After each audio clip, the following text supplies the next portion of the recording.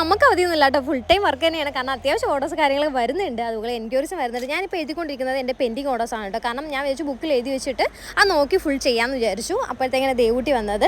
ഞാനൊരു full vlog എടുത്തിട്ടുണ്ടായിരുന്നു കേട്ടോ. ഞാൻ എന്തായാലും അത് ക്രിസ്മസ് കഴിഞ്ഞിട്ട് പോസ്റ്റ് ചെയ്യാം. കാരണം നമുക്ക് പ്രൊമോഷൻസ് കാര്യങ്ങളൊക്കെ ഒരുപാട് വരുന്നുണ്ട്, യൂട്യൂബ് റിലേറ്റഡ് ആയിട്ട് കുറേ വരുന്നുണ്ടായിരുന്നു. കാരണം നമ്മൾ പണ്ട് എന്താണ് ഫുൾ യൂട്യൂബിലായിരുന്നല്ലോ, പ്രൊമോഷൻ വർക്ക് കാര്യങ്ങളൊക്കെ ആയിരുന്നു, ഫുൾ യൂട്യൂബിലായിരുന്നു. പിന്നെ നമ്മൾ പിറകിലോട്ട് വലിഞ്ഞതായിരുന്നു, പിന്നെ വീണതേ പരമാവധി ശക്തിയിൽ തന്നെ തിരിച്ചു വന്നിട്ടുണ്ട്.